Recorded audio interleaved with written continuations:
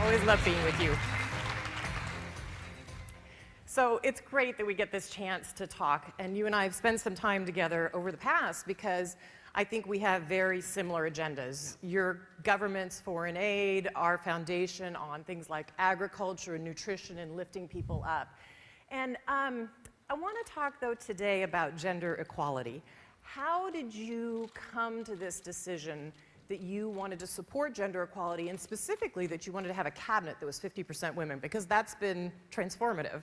Well, it was simply understanding, I mean, one of the core pieces of Canada's success in general is that we get the diversity as a source of strength. Having different perspectives, different backgrounds, different origins, different people come together to share the same challenges and find solutions for them has always been a great creative driver, a great driver of solutions. And one of the most obvious diversity plays you have to make is that you have equal representation of men and women. And we had a provincial government a number of years before that had done a 50-50 cabinet in Canada, and I said, well, let's make sure that we do. And you know, I think some of you may remember that I said, you know, why do you do it? Well, because it's 2015. But before it could be 2015, it had to be 2014, 2013, 2012, where I and my team went out and recruited all sorts of great women candidates to run for politics, to convince them to step up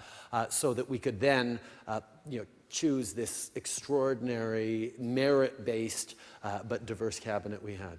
And was it hard to get women to say, I want to enter politics? Is it different than getting a man to want to enter politics? Yeah. When you ask a man if he wants to run for politics, his first question is usually, what took you so long? When you ask a woman, her first question is, really, why me? Or do you think I'm qualified? Or do you really think I should? Or do you think I have a chance? And you know, it typically takes more conversations to try and get over that hump. And then it takes, you know, a thoughtful level of, okay, there's going to be a little more challenges on organization maybe, or more challenges on fundraising, and how we actually develop the tools to have that parity is really important. So we're pleased to be sort of modeling that it can be done. But we're also pleased to be pointing out that it leads to great and better decision making. And that's where, you know, we're seeing more and more corporate boards and more industries and institutions saying, no, we're going to go for parity, not because it's just the right thing to do, but because it's a smart thing to do. And tell me about informing your cabinet. How do you think the conversations, I know you haven't run the other one, thank goodness that we've had an all-male cabinet, but how do you think the conversations are different by having women at the table? Oh, I can tell you. I remember the story of a government in the early 60s where there was a question of, oh yes, no, this woman really should be in cabinet, and the answer was, no, no, no. We already have a woman in cabinet. We don't need a second. And I think one of the things you have when you have a panel with only one woman on it, or a board of directors with only one woman on it, is that woman then has to speak for all women. And what we have now is we have women who speak for their own perspectives, their own experiences that are sufficiently diverse and sufficiently wide-ranging that you do get a fuller perspective on that. And that's something that was a challenge to set up, but it's also a challenge to keep. I mean, we went out and recruited a lot of great young women to run for politics, and they did, and they were successful. And now we're having a bit of a challenge, not a huge challenge, but a bit of a challenge around retention. As people are realizing that, wow, this is a really nasty place to work. There's a lot of things that, you know, parliaments are built for elderly white grandpas, right? That's the way things, you know, historically went.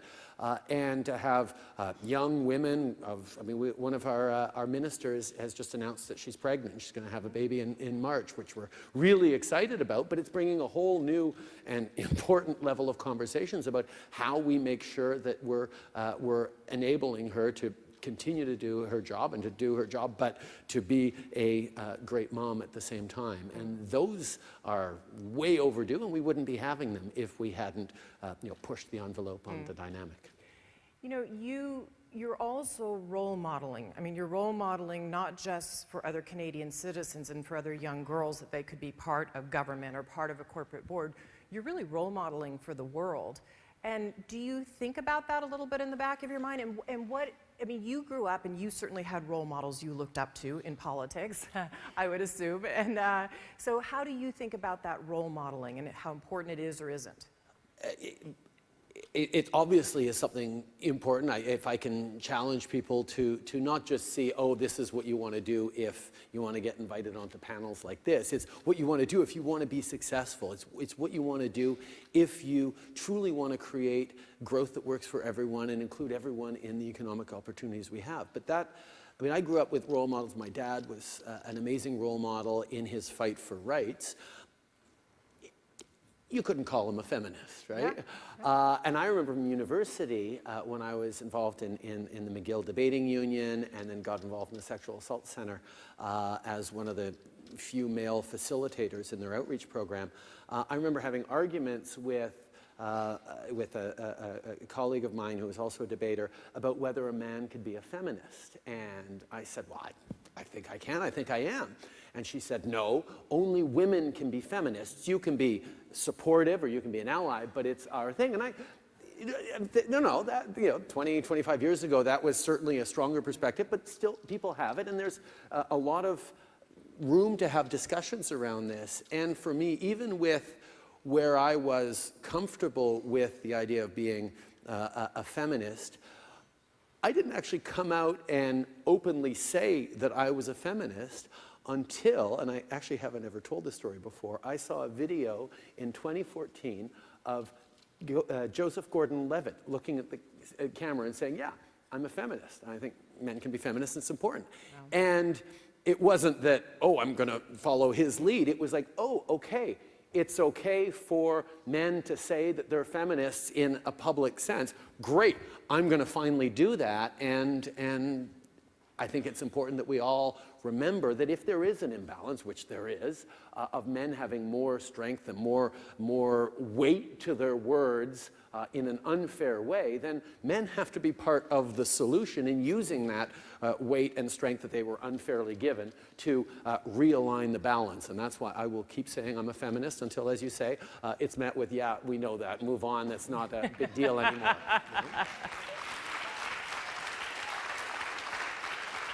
You know, I think it's great that you're not only role modeling it for men, you are also role modeling it, though, for women. Because I know the first time I was asked about whether I was a feminist, I was 29, and I had to really stop and think about it. And I wasn't quite ready to take on that moniker. And we hear that from young women today. And yet when they start to lean into it and see the positive aspects of it, they do decide, hey, I am a feminist. I am for all women around the world, if that's what it means. Yeah, and there's so many academic differences and definitions and the waves and this and that. I try not to get too bogged down in that, although some people are happy in there.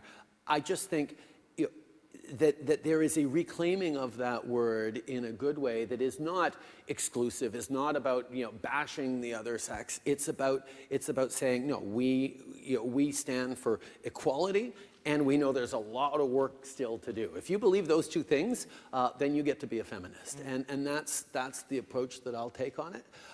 And quite frankly, I think one of the things we're seeing, and I was talking about this a few weeks ago with someone who was telling me about their daughter who didn't see the need to define themselves as a feminist, they didn't want to.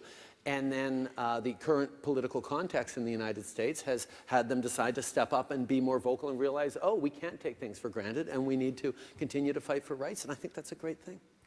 You've been, besides being, I'll say, an active feminist, a vocal feminist, you've also been involved in youth movements long before you came into this role. Tell us about what you saw in the power of those youth movements and why you decided to get involved in those. Young people in general would get a bad rap for being disconnected and apathetic and disengaged, and that's sort of the reputation they had because they didn't get involved in politics all that much. But if you actually have a conversation with young people, you realize that yes, there can be cynicism and apathy and disconnectedness, but it didn't come from not caring about the world. It often came from caring so much and being frustrated that they weren't given the opportunity or the tools to weigh in. So I was involved for many years, actually, before getting into politics, and it's part of what drew me into politics, in National Youth Service program in Canada, where we took young people and gave them the tools to discover that they can shape through volunteer service communities right across the country and develop and learn and grow and discover that they can have a tangible impact, not as leaders tomorrow when eventually they become successful in the world and get through a career, but leaders immediately with the choices they make, with the energy they have, with what they do. So reflecting on the fact that young people want to be involved, but never really thought of politics as a useful way of making much change at all, we decided to turn that around and show that politics could be a very powerful driver of positive impact on the things that young people care about, whether it's diversity or the environment or progressive growth, those kinds of things, that giving everyone a fair chance, or technology and net neutrality and those kinds of things. When you reach out to young people about the things they care about and you give them a voice and you give them weight to that voice, you get great things. Well, and part of what we're trying to do today with Goalkeepers is really to have young people understand what amazing leaders they can be in the world, and that if we're going to accomplish these goals that the United Nations and you were part of setting out for 2030, we need them to use their voice and their platforms. Just bringing these two ideas together of youth movements and women, you've also been supporters of women's movements. Tell me how you came to that decision for yourself. Well, more specifically, in the choices we make as a government around development aid, we move forward with a feminist international assistance policy that recognizes that the best way to affect real change in struggling or developing communities is to empower women. And that means, as you said, that 95% of our development aid in the coming years will be on gender equality or women's supportive programs. But more specifically, a conversation I had with someone who I think was here today, Lima Bowie, talking about how empowering grassroots women's organizations in developing world communities is the best lever to having real transformative impact. I think we all know that there's been billions, trillions of dollars over the past decades flown in foreign aid that gets ending up in big organizations or trickled down through various governments that are not always as transparent and rigorous as we'd like with the aid dollars. And realizing that we can't just keep throwing money at things the same way, but we really need to figure out how to make the biggest difference to stretch our aid dollars as far as possible. Putting it in the hands of local grassroots women's organizations is the most powerful way to do it.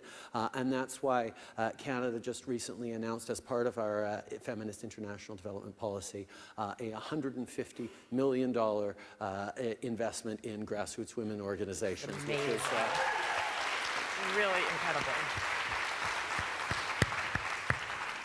So while Lima was here on stage earlier this morning, she also challenged us as a foundation. Because she challenged us to do exactly that, and we did. It was directly from her. She's a very powerful voice and advocate, and I think what she said was so powerful, just what you said, which is they know their community. They know what needs to get done. So at the foundation, what Bill and I have decided to do is that an $80 million commitment we made last year to women and girls, we're going to put 20 million of that now behind women's grassroots movements. Bravo.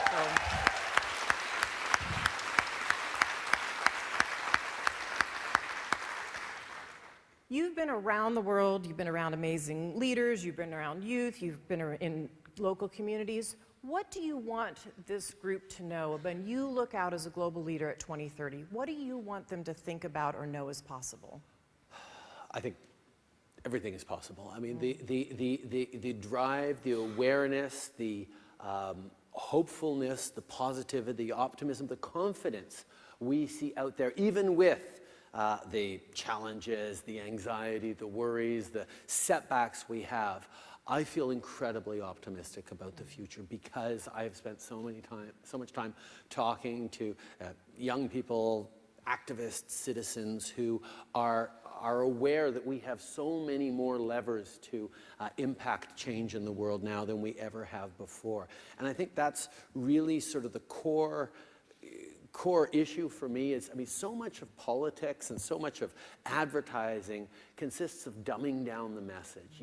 You play for the anger of the left, or you play on the fear of the right, and you simplify to the smallest soundbite some emotional way to get people to vote or to purchase or to participate.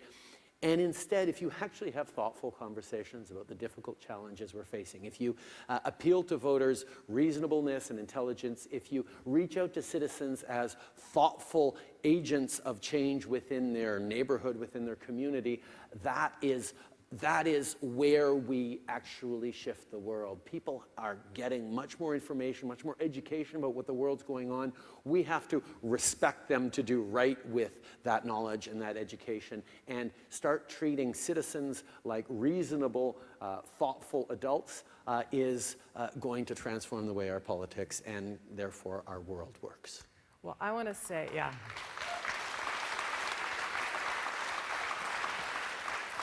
I want to say on behalf of everyone in this room, and behalf of Goalkeepers and Bill and myself, thank you for your thoughtfulness with which you help role model and teach in the world, and your leadership on the world stage and with youth and women. Thank you so much. Thank you, but also let me just say this. The leadership that Bill and Melinda and Goalkeepers and in general, people stepping up from non-governmental positions to help drive this conversation is something that makes the work we all have to do immeasurably easier. So thank you so much for your leadership. We love the partnership.